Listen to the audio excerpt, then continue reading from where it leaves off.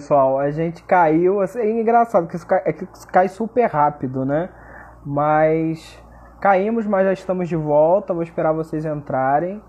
Chamar de novo o Humberto Baltar. Tava tão bom o nosso papo, né? Tava tão boa a nossa conversa, mas só temos 60 minutos. Mas a gente volta de novo e se der mais 60 minutos, tudo bem, não tem problema. Vou esperar agora que vocês irem entrando, né? Pra gente voltar a nossa conversa, continuar com nossa conversa.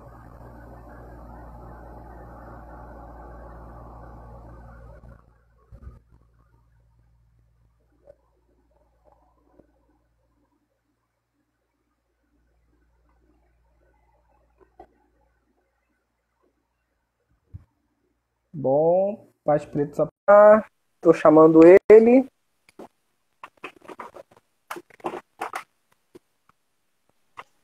Voltou, voltamos. Mas É, é porque é super a engraçado. presença. Isso. Aqui cai muito rápido, assim, já vai, aparece tipo, assim, 10 segundos e já cai, assim, não dá nem para despedir direito. Mas Tranquilo, voltamos tranquilo. e você estava falando Sim, sobre sim. Eu estava presença. falando dessa questão da presença, né? Essa questão da presença paterna, ela é algo muito delicado, sabe? A gente gosta de botar o dedo na cara desse pai que não é presente, só que é preciso entender que tem uma série de fatores que faz com que esse pai não seja, né, isso que a gente lê como presente. Eu lembro que eu tive uma... O meu pai é falecido, né? Eu tive uma espécie de batalha com ele conceitual uma vez, que a pauta da nossa briga foi justamente essa. Eu falando com ele, pô, você não me ama, não é possível, você não me dá um carinho, não fala comigo sobre as minhas angústias, sobre as minhas inseguranças, minhas incertezas, o que eu passo, né, meus sentimentos. Isso não é amor, você não me ama. Aí ele falou, pô, eu não te amo, você estuda na melhor escola, você passou em todas as universidades públicas do Rio de Janeiro, você tem ótimas roupas, videogame, duas bicicletas, como é que eu não te amo, né? E aí, quando ele falou aquilo, eu fiquei pensando ali na hora, eu, caramba, a ideia dele de amor é outra. Essa que é a É questão. outra.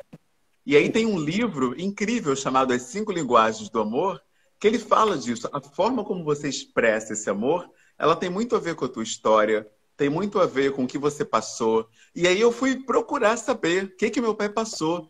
Pô, cara, meu pai passou a infância em favela, de bom sucesso, sabe?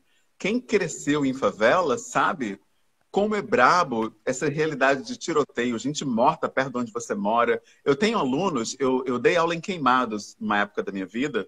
Eu tinha uma aluna que, para chegar na escola, ela morava num lugar que era cheio de matador e tinha essa cultura de resolver tudo matando.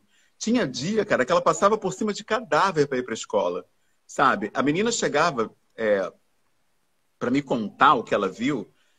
E eu percebia que ela ficava meio com um olhar assim distante, falando comigo, mas olhando para a janela fixa. Aí eu, no início eu pensava, será que ela tem alguma questão assim? Mas depois eu entendi que ela chegava em estado de choque. De Ela viu choque. uma pessoa morta, cara, né, no caminho para a escola. Tu tem ideia do que é isso? Isso é uma violência, é de uma violência assim psicológica terrível, terrível. Então, quando eu fui perceber isso, que existem diversas realidades e essas realidades afetam essas pessoas das mais diversas formas e que a gente precisa ter um olhar empático sobre isso, especialmente quando a gente está lidando com pessoas pretas, cara, mudou, abriu assim um novo mundo para mim. Aí eu fui perceber que essa questão da paternidade, ela é olhada de uma forma muito desonesta, sabe? Especialmente por alguns grupos, alguns setores sociais. E eu vejo isso principalmente pelas pontes que eu estou estabelecendo agora. É, esse contato que eu fiz, por exemplo, com a Rede Nacional da Primeira Infância, que eu saiba, só tem uma outra pessoa preta lá. Luciano França Ramos virou até um grande amigo meu. Mas o olhar que eles dão para a paternidade, eles sendo brancos, cara, é um olhar que eu nunca vi uma pessoa preta dar. Assim, um olhar empático. Não é, por exemplo, preto agressivo, preto abusivo, preto que espanca. É homem em situação de violência. Vamos entender por que que esse homem está agredindo, o que está acontecendo com ele. Eu, sinceramente, cara, eu nunca vi uma pessoa preta falar isso. Assim, vamos entender por que que esse cara preto está agredindo a companheira. Eu nunca vi esse olhar que buscasse entender vindo de uma pessoa preta. Nunca vi mesmo. Então, quando eu vi gente branca fazendo isso, eu fiquei em choque. Eu falei, cara, a gente precisa rever muita coisa, mas muita coisa mesmo. Perfeito.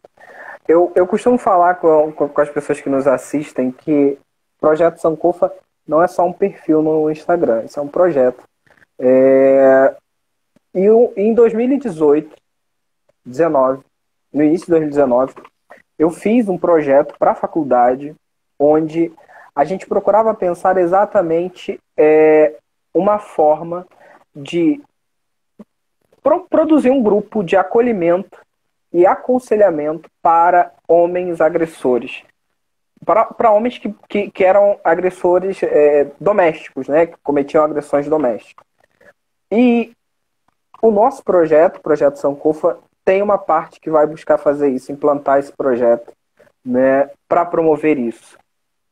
Não, a gente não tem que ficar só nesse banco dos réus sendo julgado, mas a gente precisa também fazer algo a partir disso, né? E fazer o seguinte, assim, bom, a gente precisa entender porque tem um texto, né?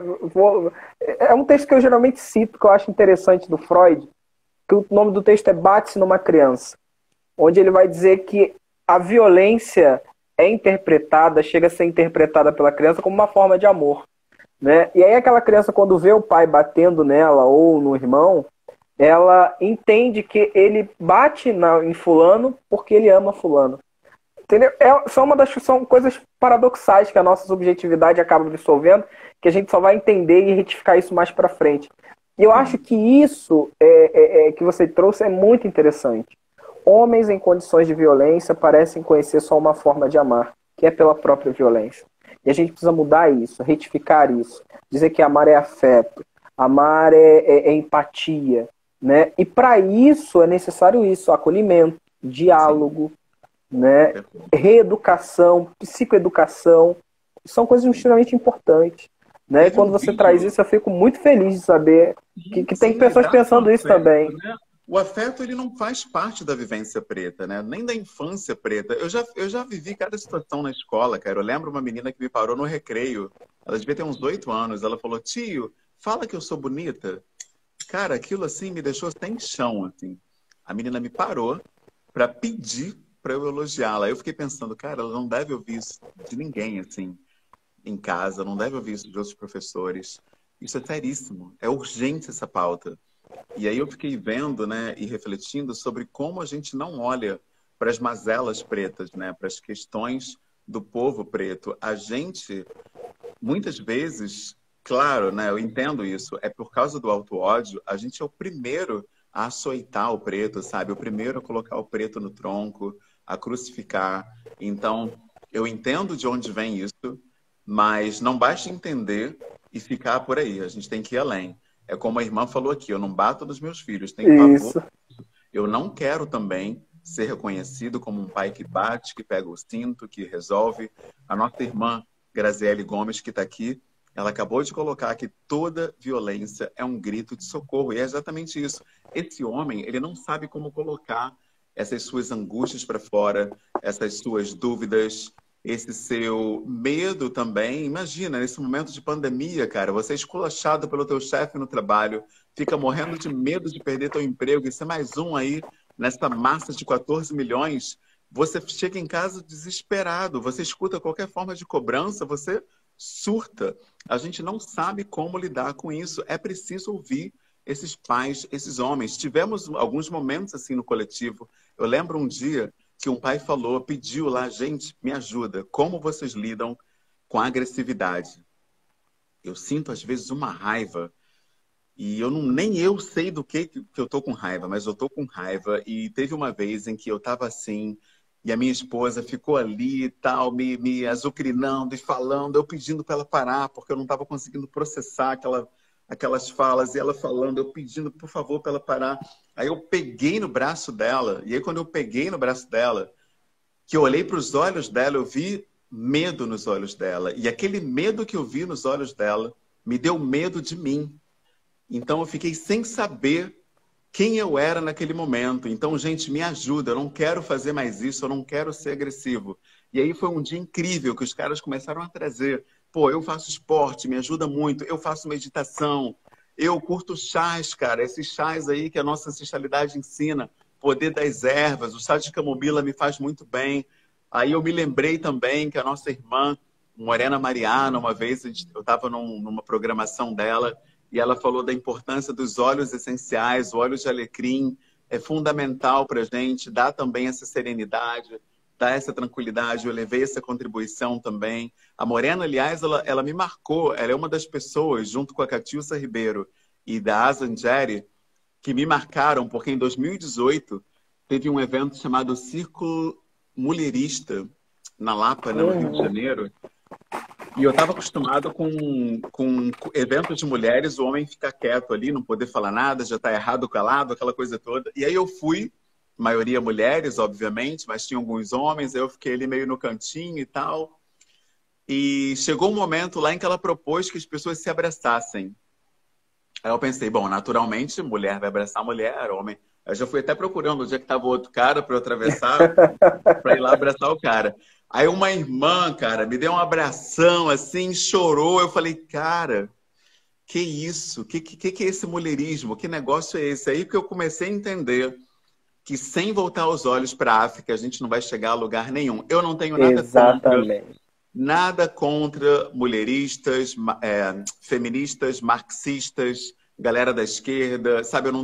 Pretos de direita. Eu não tenho nada contra escolhas individuais, mas eu entendo que enquanto coletivo, o referencial ele precisa ser africano, né? Então, isso é uma das únicas coisas assim que eu procuro sinalizar, né, entre os membros do coletivo. Eu acho essencial.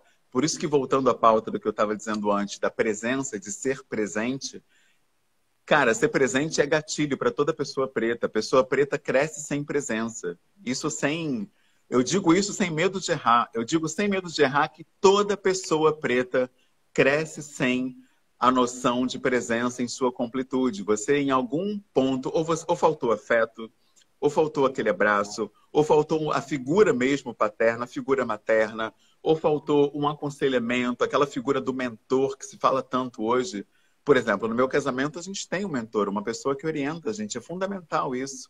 A gente não é aquele casal love school, né, que faz uma live ensinando como ser casado, como dar certo. Eu nunca me coloquei nesse lugar, nunca vou me colocar no lugar do pai que dá certo. Já teve gente ironizando o nosso coletivo, achando que é isso, que eu fico lá. Gente, com a Paula eu faço assim, aprendam, escutem a voz da experiência. Eu nunca fiz isso, nunca vou fazer. É uma troca, todos são iguais, todos têm o mesmo espaço no coletivo.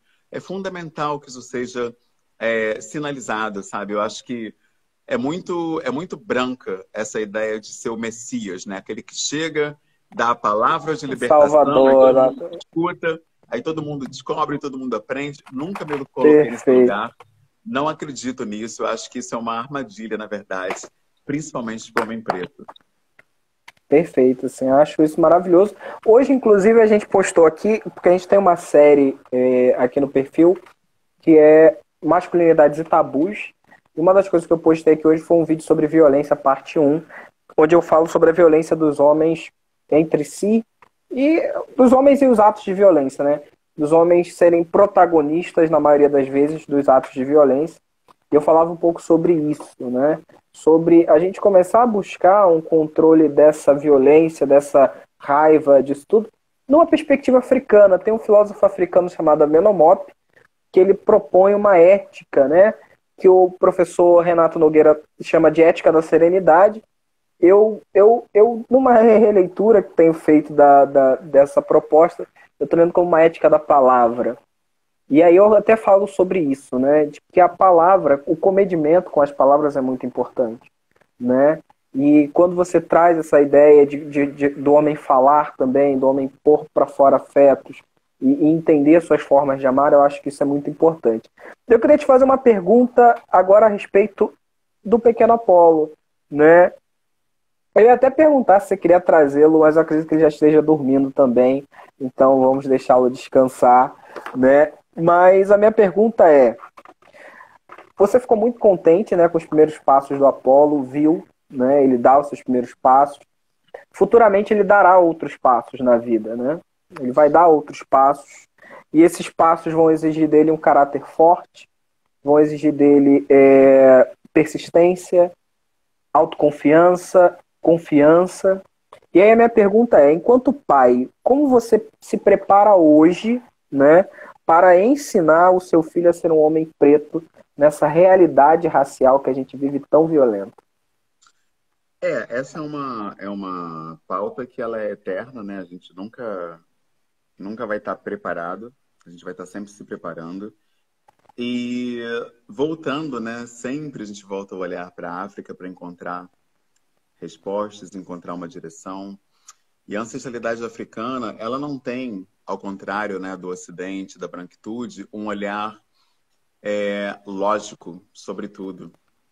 Então, a ideia de que a lógica, a razão, a linguagem, né, esse chegar e falar uma coisa, ele aprende e não é bem por aí a coisa, né? O sentimento, o afeto, ele é muito importante, especialmente as memórias afetivas. Então, a minha ideia central é encher o meu filho de memórias afetivas positivas sobre a ancestralidade dele, os traços dele, a beleza dele. Ele precisa se conhecer enquanto homem preto.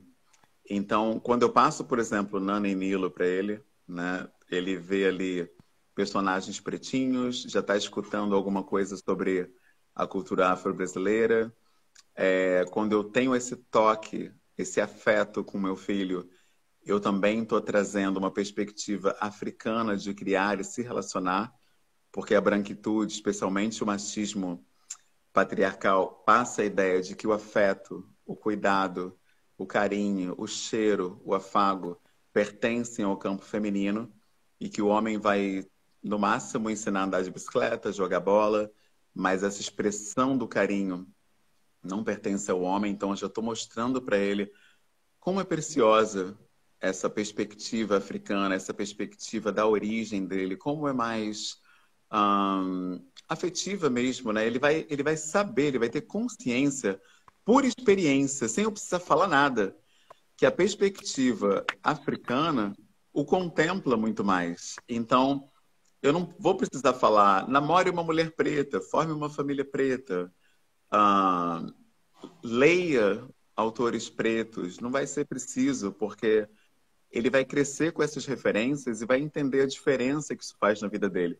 Mas, ainda assim, ele vai ter também a liberdade de abraçar parcialmente ou totalmente valores da branquitude, se for a escolha dele, porque eu acho que essa liberdade para ser o que a gente quiser é fundamental. Só que dificilmente você vai querer, por exemplo, ser algo que te destrói. Se você entender o significado epistêmico disso, né? A gente vive um epistemicídio constante que mata simbolicamente o homem preto das mais diversas formas, a ponto de uma criança preta não poder sequer correr na rua brincando, porque ela tem o risco de ser confundida com um bandido e ser talvez até baleada, quem sabe, ou agredida. Então, é preciso que a criança saiba disso, né? Que ela está num ambiente hostil, um ambiente racista. Alguém até comentou aqui sobre a necessidade de ir mesmo viver na Europa não, na África, né? Você sair, né? Eu conheço pessoas que foram para a Europa também, porque na Europa, pelo menos, a coisa é um pouquinho menos agressiva que aqui. Conversamos outro dia desses com um irmão que está morando em Portugal, e Portugal é considerado super racista, mas esse irmão falou que é bem melhor que aqui no Brasil. Até com o racismo de lá, você não tem certas microviolências, certas nuances aqui que você não consegue se ver sequer num restaurante, que é a coisa mais simples que sentar num restaurante e comer uma comida. Eu já passei por uma situação com a minha esposa, várias, né? Mas teve uma especificamente em que o garçom, a gente gosta de sentar no canto, tem um restaurante que a gente gosta muito, aí no canto tem umas almofadas, um cantinho bem aconchegante, é bom para namorar, você fica ali. Aí um dia a gente foi, o único lugar que tinha no canto, a gerente estava fazendo contabilidade ali. Aí a gente falou, vamos sentar ali no canto. Aí o garçom falou, não, mas o gerente está lá, está usando. Eu falei, eu sei, a gente está vendo, só que a gente quer sentar lá, porque é lá que a gente gosta e tudo. Ele, mas não tem como outra mesa que ela está trabalhando? Eu falei, não, a gente quer sentar ali. Então, aí ele foi lá, falou com ela, super a contragosto. Aí ela naturalmente saiu. A gente é o cliente decide onde quer sentar, quer comer. É, Lá não é mesa para fazer contabilidade, é mesa para o cliente comer. Mas isso já foi uma microviolência. Num episódio tão curto de tempo, a mensagem do cara foi: vocês vão ter que sentar em outro lugar, porque a gerente está ali, gerente branca, obviamente, está ali trabalhando e você que se exploda, você que sente em outro lugar, mas ali não, porque a gerente está ali. Então a gente, já sabendo como funciona essa estrutura maquiavélica, racista, que diminui a gente em todas as esferas possíveis, a gente colocou: não, vamos sentar ali mesmo. Faz favor de comunicar a ela que a gente quer aquela mesa. E realmente não teve problema nenhum para a gerente. Ela só pegou a calculadora, os papéis, mudou de mesa. Quer dizer, saiu. sabe, ele que quis criar uma situação. Então, é preciso que a gente entenda essas microviolências. Se a gente não entende isso e falar, tudo bem, vamos para outra mesa, a gente já foi diminuído ali. A gente já passou a se ver menor por uma coisa tão pequena.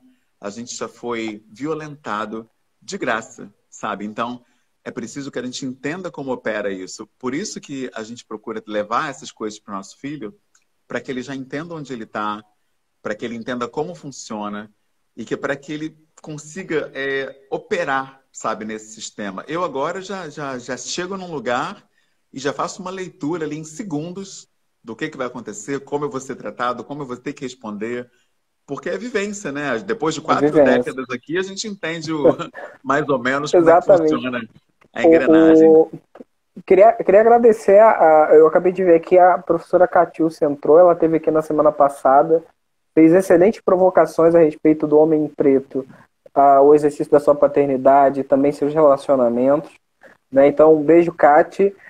Eu queria destacar um pouco sobre isso, assim. O Abdias, ele fala isso muito bem. Ele vai dizer que o Brasil, a gente tem o racismo mascarado. E aí, dentro dessa ideia de uma democracia racial, né, um mito da democracia racial, a gente começa a perceber que essas questões de raça e tudo mais, no Brasil, ela sempre aparece essas microviolências, né? E eu costumo dizer, né, recentemente no meu perfil pessoal, eu falei sobre isso, eu falei como que essas violências desse sistema político-econômico que a gente vive, ela mata por esses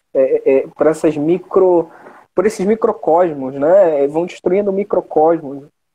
No entanto, que o racismo ele vai atacando isso, ele vai atacando o afeto, ele vai atacando a percepção de si. E isso, inclusive, é um ensaio que eu estou escrevendo, porque sou pesquisador também, então eu vou escrevendo um ensaio sobre isso, onde eu estou falando sobre esses estágios do espelho negro. Eu faço uma brincadeira com a teoria do Lacan, mas eu estou falando exatamente sobre esses. E o primeiro estágio é o autodesprezo, eu chamo de autodesprezo, né? Que é um auto-ódio, né? Onde você começa a ouvir de figuras, inclusive paternas e maternas, né? Mas de figuras próximas, que você tem o cabelo ruim, que a sua estética é assim, que a sua estética é assado. E isso vai produzindo em você uma certa morte interna, né? É uma morte do sujeito que vai acontecendo aos poucos. Bom, eu queria te fazer outra pergunta que eu fiquei muito curioso em fazer. Essa pergunta eu quero muito fazer. O que a experiência de ser pai mudou na sua masculinidade? Nossa, ela mudou muito, assim. Eu já tinha esse conhecimento, né, racional, pelo menos, de que essa questão do gênero, ela não cabe numa forminha. Então, por exemplo, se eu sou heterossexual, então eu devo me expressar assim, assado com homens, assim, assado com mulheres, né? Eu sempre tive essa visão mais aberta, até porque eu sou professor, eu trabalho com um público mais diverso. Mas quando você tem um filho, que você dá banho, que você troca fralda, que você abraça, que você dá afago, você percebe que realmente isso não existe, essa questão. Mas ele é homem. Então, quando eu vejo uma pessoa falar sobre isso, e principalmente pessoas brancas que falam sobre isso, mas eu nunca vi pessoas pretas falando sobre isso dessa forma, mas ele é homem, né? Por exemplo, o presidente disse isso, ele disse que nunca disse eu te amo para os filhos porque são homens. Então, isso é só um exemplo, mas tem outros. Eu conheço gente que já disse que nunca deu um beijo no filho porque ele é homem, não quer que ele vire gay. Gente que nunca deu um afago, gente que nunca fez um carinho, deu um abraço. Então, como eu vejo que realmente não existe esse desenho de gênero na minha relação com meu filho, eu tenho a percepção de como é nocivo esse padrão que dão pra gente aqui no Ocidente. E é interessante porque a primeira vez que eu vi a necessidade de se despir dessa cultura para se conhecer de verdade foi no cristianismo. Foi o apóstolo Paulo que fala que a gente deve se renovar na nossa mente e não se converter conforme o mundo, né? Conforme a cultura. A gente deve ser autêntico. Mais ou menos isso que ele quer dizer, que você deve pegar tudo que a cultura está jogando em cima de você e despir para que você possa se conhecer de verdade. E aí eu percebi que, no caso da pessoa preta, isso não é uma opção. Essa opção não existe. Ou você faz isso, ou você morre para si próprio, Sim. simbolicamente. Então, infelizmente, eu diria que a maioria absoluta das pessoas pretas são como zumbis. Elas estão andando, estão falando, estão dançando, namorando, casando, trabalhando, fazendo um monte de coisa, mas estão mortas. Estão mortas porque não se conhecem, não conhecem a riqueza da sua cultura ancestral, não conhecem o legado incrível que foi deixado para elas, não conhecem sua expressão de afeto, sua expressão de amor, porque aprenderam a demonizar tudo isso, aprenderam a tolir traços ancestrais, por exemplo, a mulher que tem esse movimento, essa coisa da dança, por exemplo, tão nossa, tão ancestral. Tem diversas famílias, especialmente famílias conservadoras, que não deixam a criança rebolar, não deixam o menino conhecer esse movimento da malemolência, que é uma coisa cultural nossa. Bota Sim. dá uma batida nisso, sabe? Tem que ser homem, tem que... Aí coloca o cara nessa caixinha de novo do gênero, né? Que você falou da masculinidade. Então é isso, sabe? Eu percebo como que essa ideia do ser homem, que a branquitude dá, como que isso acaba podando a gente, sabe? Tolindo a gente, massacrando a gente. E se eu abraçasse isso, eu teria, na relação com meu filho, uma forma muito pobre de expressão de afeto, de expressão de amor, de carinho. Ele não teria beijo, não teria afago, não teria um cheiro aqui no cangote, nada disso. E eu percebo quando eu faço isso que ele ri, cara, ele gosta, sabe? Então você percebe, um ser humano que está aqui no planeta há pouquíssimo tempo, ele entende isso como algo positivo, ele ri, fica feliz. Ou seja, é algo bom. Quem diz que isso é ruim, que vai virar gay, que não sei o quê, isso aí é uma visão totalmente poluidora, sabe, das relações que dão pra gente. Então, o que acontece? Qual é o produto disso? São homens pretos que não expressam seu afeto, homens pretos que não dão um abraço, que não dizem eu te amo, que não sabem se relacionar. Teve um vídeo que viralizou há 3 semanas atrás de um pai no carro dizendo para a filha que a ama, olhando para a tela de um celular, porque ele fala que ele não sabe dizer isso para ela, ele não consegue, o cara chorando.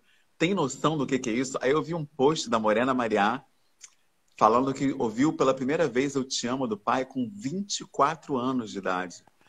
E que foi uma luta, né? E que foi difícil para eles. E que ela vivia lutando também para fazer esse movimento afetivo, esse resgate afetivo, que é algo tirado de nós desde a época da escravidão do nosso povo. Então é algo que é uma mazela, Exato. né? Que ficou da gente não conseguir fazer transitar, fazer fluir esse afeto entre nós. Então, a minha masculinidade ficou muito mais fluida, porque eu tive a experiência de estar entre outros homens depois, né, do Apolo. Eu fui numa roda de afeto na Casa Nara, lá no centro, promovida por um grande amigo meu, Márcio Joviano, E teve um momento do abraço, assim, e como foi gostoso esse momento, porque eu dei aqueles abraços, assim, longos, sabe? De sentir o coração do meu irmão, sentir a vibração. Só tinha homem lá. E eu sentia a vibração daquele cara, o que que ele estava sentindo. Abraço, assim, às vezes de 2, 3 minutos. Cara, como foi mágica essa experiência, assim, porque se eu voltasse no tempo 10 anos, jamais eu daria um abraço longo num homem, jamais aconteceria isso. Jamais, jamais, jamais. Então, eu percebo que Exato. está havendo realmente um resgate de mim mesmo através do meu filho. Por isso eu estou viajando no tempo através do Apolo. A África ensina para gente que o tempo não é linear. Isso é uma grande verdade. Eu já curei coisas da minha infância através do meu filho. Eu já perdoei, entendi e assimilei comportamentos do meu pai através da relação que eu tenho com meu filho. Eu já entendi coisas que a minha mãe disse, fez, né, no passado, através da criação do meu casamento. Você vai voltando, viaja no tempo, vai no futuro, vai lá atrás, volta para cá. Nossa, é uma loucura, é uma viagem temporal sem nome, não É tem como assim, incrível. classificar isso, cara. É uma coisa muito louca. Só quem vive sabe mesmo. Perfeito. E eu tenho dito muito isso. Eu acho que é uma coisa que a gente tem e o Ocidente não tem é a ancestralidade, né? Eles não têm esse conceito, não têm essa compreensão e essa profundidade e amplitude do que é ancestralidade. Tem uma parte da sua entrevista que eu fiquei achei muito interessante, assim, eu fiquei maravilhado. Que você fala que você viu o seu filho dar lá os primeiros passos, e foi uma coisa muito bonita. E aí você fala assim, foi incrível fazer parte dessa conquista dele, né? E aí é uma cena que você disse que vai guardar pelo resto da vida. A minha pergunta é, né? Você se sente parte dessa conquista que é do seu filho, porque ele é ele que aprendeu a andar, mas você toma também como uma parte da sua conquista. Eu queria saber como é ser cúmplice dos filhos. Como é que é ser um pai cúmplice dos filhos? Esse paternar, na verdade, ele é muito mágico porque, como eu falei no início, ele é extensivo. Então não é só o nosso filho. Eu fiz uma live com um irmão que está lutando, né, com o alcoolismo, o vício no alcoolismo, e ele mandou um áudio assim agradecendo sobre como é importante esse convívio nosso, essa troca nossa, né? Ele falando sobre como essas trocas do coletivo ajudam ele a lidar com essa dificuldade, a viver cada dia de uma vez, né? Superar mais um dia sem bebida, mais um dia sem nada disso.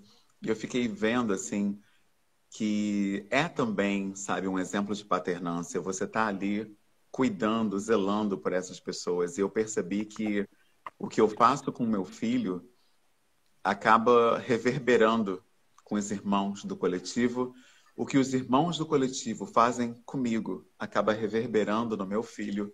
Então, enxergar a vida sob essa perspectiva dá uma dimensão tão rica, que hoje eu já não consigo me considerar mais uma pessoa.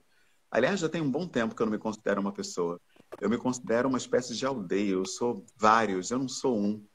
É impossível. Eu acho que é quase uma espécie de sacrilégio, heresia, sei lá, me considerar uma pessoa. São muitos atravessamentos, são muitas histórias que falam através de mim. Eu não posso me considerar uma pessoa de maneira alguma. Então, o que eu sou hoje é uma soma de vivências. E então, quando eu alcanço uma pessoa, são várias pessoas alcançando. Eu me lembrei de uma entrevista que eu dei para a Sala Online, eles até divulgaram, acho que essa semana. Aquilo me marcou muito, assim. Essa entrevista terminou, tava todo mundo chorando, assim. A mulher que me entrevistou, o câmera que estava lá vendo o vídeo e tal, vendo o enquadramento, o editor estava chorando, o diretor estava chorando. E eu fiquei pensando, cara, eu não teria, por mim, condições de tocar esses corações pelo que eu sei. Então, definitivamente, isso não sou eu. Então, são tantas vivências que me mostram, me provam isso, que eu não estou sozinho, que eu percebo hoje que definitivamente somos uma rede, né? A africanidade ensina isso. E é por isso que é tão triste ver, sabe, pessoas que insistem nessa narrativa branca de dá licença que eu cheguei aqui sozinho, eu sou um influenciador preto, eu sou um não sei o quê, eu sou um vencedor, eu sou brabo, eu sou o cara, dá licença, eu não quero. E outra coisa também que entristece é uma coisa que é do capitalismo, é uma armadilha que muitas pessoas caem, que são as parcerias, né, com empresas. Quando você assina um contrato, a empresa pede, ou melhor, ela exige que você só tenha parceria com aquela marca. Então você pode dizer aí qualquer nome grande dos influenciadores pretos, quem está fazendo parceria assim, concreta, de mãos dadas com uns com os outros? Não tem, cara. As pessoas estão sozinhas, sabe? Isso é contratual. E uma vez eu pedi, né, parceria com um perfil aqui do Instagram, que eu acho muito bacana, porque eles trazem essa coisa da família preta. Aí eles recusaram na lata, assim, pau. Aí eu, nossa, que isso? Aí passou uma semana, apareceu uma propaganda de uma marca grande com eles. Aí eu, caramba, entendi. Já foi o capital que roubou mais um, já cooptou Faz, mais um é, irmão. O capitalismo, assim, ele pega. Então, eu preciso que as pessoas entendam que existem valores maiores do que dinheiro, posição, curtida, like, influenciar. Mas eu entendo também que as pessoas têm necessidades financeiras. Então, eu estou num lugar, como eu disse no início, eu me recuso a falar de privilégio, mas de vantagem. Eu tenho uma carreira sólida, eu tenho uma empresa de aulas de inglês pelo Skype, pela internet, muito bem sucedida. Eu sou professor de ensino público também, concursado. A minha esposa é engenheira, também está tranquila. Então, isso também permite que eu diga não para quem vem me dizer que eu vou ter que ficar acorrentado a uma marca e não vou poder me unir aos meus irmãos. E eu entendo que tem pessoas que têm outra história, outra vivência, e não podem dizer não para uma marca grande que diz que eles vão ganhar 5 mil por mês, por exemplo, para tirar foto com um produto na mão. Eu não posso criticar esse irmão, é outra história, outra vivência.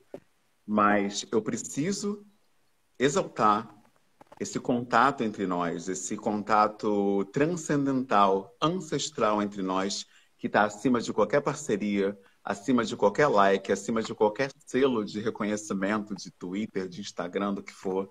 Eu acho que a gente precisa se ver para além disso, para além dessas conquistas efêmeras. Eu entendo que cada um sabe onde, né, o calo aperta, cada um sabe das contas que estão chegando, respeito isso, mas eu realmente clamo aos nossos irmãos para olharem o que está em jogo. A gente pode alcançar muita gente se a gente fizer um trabalho sério, um trabalho assim, em conjunto mesmo, cara. É muita gente. Se você juntar os 5 pretos que têm maior alcance, nossa, o impacto que a gente teria fazendo uma coisa junta. Tem noção, cara? Você seria tem enorme, né? ideia? Cara, outro dia eu tava vendo o perfil do Zulu. O cara tem 5 milhões de seguidores. Tu tem noção? 5 milhões. Cara, se junta... Eu não vou falar nome porque aí, enfim, dá problema. Mas se junta... Dá problema depois. Dá problema, eu já tô sabendo. Mas se junta 5 pretos, cara, e propõe, vamos fazer aqui uma educação racial, afrocentrada, empoderamento dos nossos filhos, nossas crianças. Vamos exigir das escolas que pautem a ancestralidade africana não só em novembro, no mês de consciência negra, de uma forma estereotipada, que são aqueles pretos de tanga, aquela tribo, aquela coisa nojenta.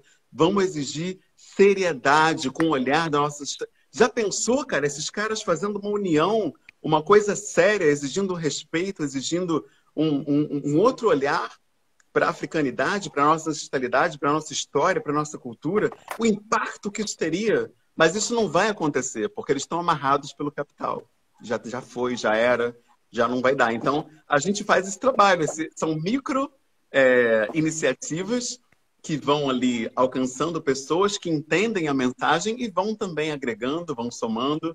E com isso a gente tem um impacto muito grande também. Essa live, por exemplo, é um exemplo disso, né? Eu não te conhecia, você não me conhecia, você me mandou uma mensagem, Sim. fez um convite, eu aceitei, estamos aqui. Tem 30 pessoas acompanhando que vão falar sobre essa live para outras pessoas que vão voltar no teu perfil para assistir esse conteúdo, vão reverberar essa palavra e assim alcançar num efeito borboleta, né, num efeito cascata, Exatamente. diversas outras pessoas. E isso é o que eu acredito no momento, é nesse fazer independente, sem amarras, sem prisões. Já teve marcas chamando, já me chamaram também para me amordaçar, para eu só poder falar isso ou aquilo outro. porque estou preso com um contrato, mas eu já entendi a regra perversa do jogo e me recuso, sinceramente.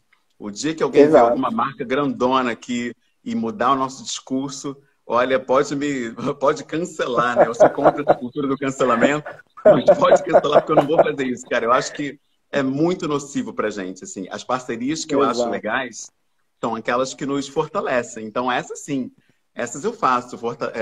Marcas que exaltam, né, nossos traços, nossa cultura, que favorecem lutas nossas, que apoiam, por exemplo, a revista Pais e Filhos. Ela está colocando artigos nossos, com as nossas ideias, nossas vivências, para outros pais lerem. Ou seja, isso vai ajudar na luta antirracista. Então, é uma parceria que eu não vejo nada nocivo. Agora, uma marca que chega para mim e diz que eu não posso mais falar, por exemplo, sobre aquilombamento, porque não tem nada disso de preto se juntar, somos todos um.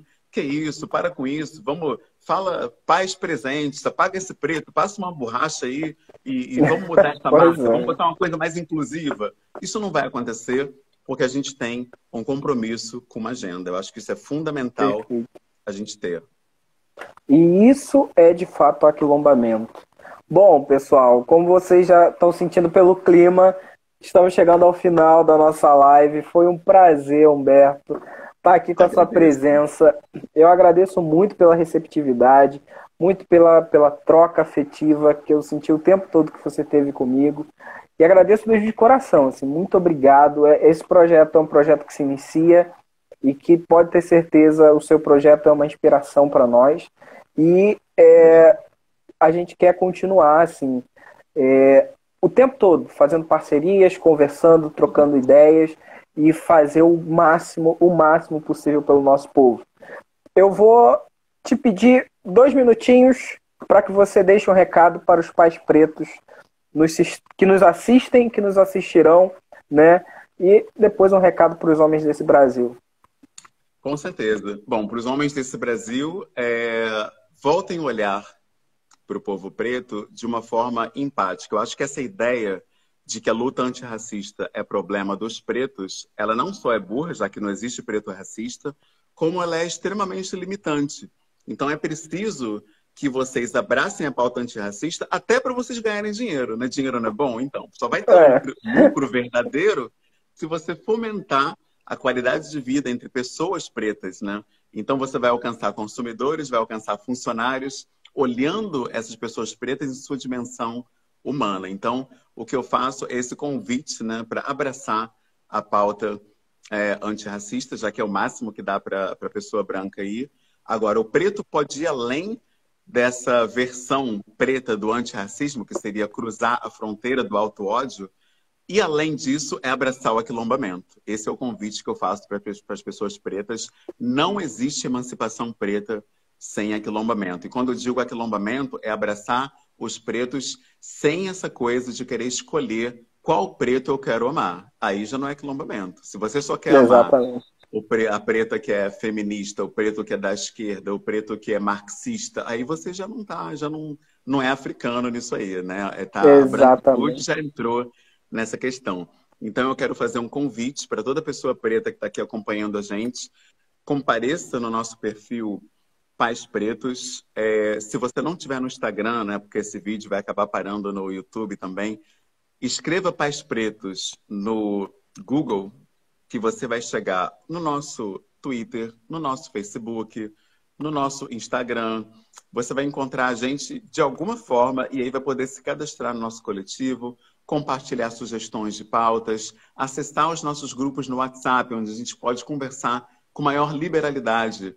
Várias coisas eu não pude dizer aqui, porque isso aqui é uma live, é aberto, as pessoas podem distorcer, me trazer dor de cabeça. Então a gente tem uma conversa mais liberal num grupo fechado. Então ali sim o aquilombamento ele é sentido assim de uma forma mais calorosa. Então eu faço esse convite a todos que façam parte do nosso coletivo. Ele não é só para pais e mães pretos, é importante isso. A pessoa que deseja ter uma família preta, é importante começar de agora já a conhecer as estratégias necessárias para isso, saber quais desafios esperam nessa criação de famílias pretas, de filhos pretos. Então, eu deixo esse convite, faça parte dos nossos grupos de estudo, né? Tem um grupo lá no Telegram, onde a gente está estudando o livro Espírito da Intimidade. É muito importante que a gente se aquilombe, sabe? Eu percebo, como eu disse aquela hora, né? Se gente branca está querendo escutar o que a gente está falando, quer dizer que tem algum sentido nisso aí. Então, É porque tem muita potência. Mais, né? Tem potência aí, tem alguma coisa aí acontecendo que é interessante. Então, eu deixo esse convite para que a gente troque mais, se comunique mais, se fortaleça mais, sabe? Esqueça questões individuais, sabe? Essa questão de ocupar o espaço do outro, né? Eu não estou competindo com ninguém. Tanto é que a gente posta lá iniciativa de todo mundo que manda direct pedindo. Eu posto promovendo o negócio. Agora mesmo, acabei de postar uma live da nossa irmã Thalita, que vai falar, Thalita Peixoto, que vai falar sobre empreendedorismo preto feminino. É uma pauta importantíssima, tá lá. Eu sou homem, não tô nessa área do empreendedorismo feminino, mas postei, porque é importante para o povo. Alguém falou que tem o livro Espírito da Intimidade. Esse livro é importantíssimo. É um livro de cabeceira, tem que ter mesmo. Então, o convite é esse. Chega mais, vem se aquilombar, vem crescer com a gente, vem ajudar a gente, vem nos ajudar a sermos melhores, porque juntos, sim, nós somos muito mais fortes. Essa é a ideia. Perfeito, perfeito. Humberto, muito obrigado pela sua presença mais uma vez. Muito obrigado por toda a receptividade. Talvez, da próxima vez, assim, quando a gente chegar, talvez a 3.000 seguidores, a gente pode voltar a fazer outra live, assim, a gente faz de novo 1 hora, 2 horas, não tem problema. Tamo junto. E aí a gente faz mais cedo para a gente ter a ilustre presença do pequeno Apolo, porque eu acho ele tão fofo, gente, eu adorei essa criança, assim. O Apolo, quando dá 9, você está na hora do banho, para já ir baixando a luz, senão a gente vai madrugada dentro, aí já era. Se não tivesse ritual, é até uma dica que eu aprendi no coletivo. Ritual do sono é essencial com o bebê, senão vai tudo para o espaço. E as pessoas que estão aqui, que me conhecem, sabem que eu sou do time do Apolo. Deu 10 horas, eu já tô indo embora, eu já tô indo dormir, assim. Mas, pessoal, muito obrigado pela presença de vocês. Agradeço mais uma vez a minha equipe maravilhosa, a Patrícia e o Gabriel, que me ajudam muito. E muito obrigado a todos. Obrigado, Humberto. Prometo que você volta e a gente vai continuar mais algumas conversas aí offline, tá bom? Tchau, pessoal. Beijo grande para vocês. Tchau, tchau.